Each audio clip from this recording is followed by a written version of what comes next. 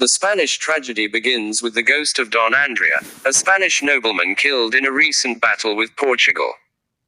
Accompanied by the spirit of revenge, he tells the story of his death. He was killed in hand-to-hand combat with the Portuguese Prince Balthazar, after falling in love with the beautiful Belle Imperia and having a secret affair with her. When he faces the judges who are supposed to assign him to his place in the underworld, they are unable to reach a decision and instead send him to the palace of Pluto and Proserpine, king and queen of the underworld. Proserpine decides that revenge should accompany him back to the world of the living, and, after passing through the gates of Horn, this is where he finds himself. The spirit of revenge promises that by the play's end, Don Andrea will see his revenge. Andrea returns to the scene of the battle where he died, to find that the Spanish have won. Balthazar was taken prisoner shortly after Andrea's death, by the Andrea's good friend Horatio, son of Hieronymo, the Knight Marshal of Spain. But a dispute ensues between Horatio and Lorenzo, the son of the Duke of Castile and brother of Belle Imperia, as to who actually captured the prince. The King of Spain decides to compromise between the two, letting Horatio have the ransom money to be paid for Balthazar and Lorenzo keep the captured prince at his home. Back in Portugal, the viceroy ruler is mad with grief, for he believes his son to be dead, and is tricked by Vilapó into arresting an innocent noble, Alexandro, for Balthazar's murder. Diplomatic negotiations then begin between the Portuguese ambassador and the Spanish king, to ensure Balthazar's return and a lasting peace between Spain and Portugal. Upon being taken back to Spain, Balthazar soon falls in love with Belle Imperia himself. But, as her servant Pedringano reveals to him, Belle Imperia is in love with Horatio, who returns her affections. The slight against him, which is somewhat intentional on Belle Imperia's part, enrages Balthazar.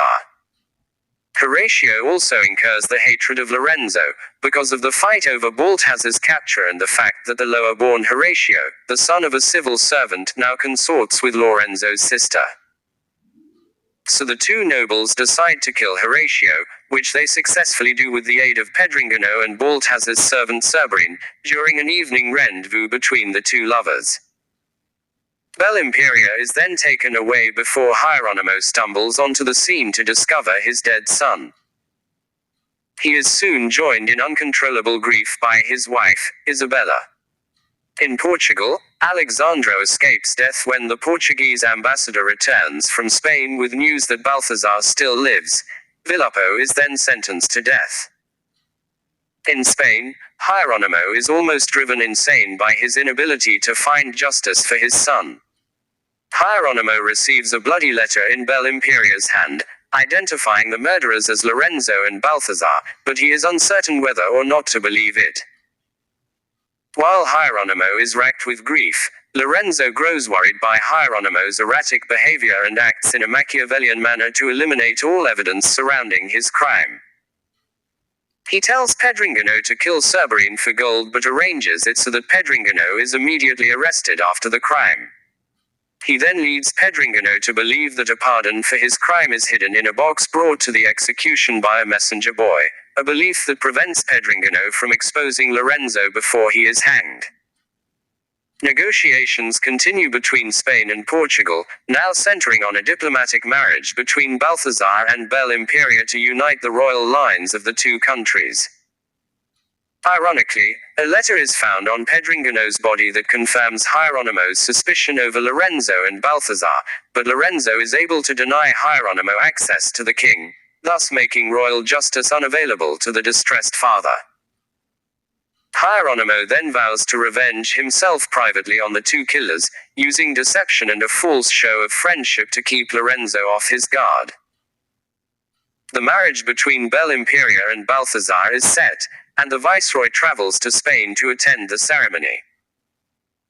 Hieronymo is given responsibility over the entertainment for the marriage ceremony, and he uses it to exact his revenge.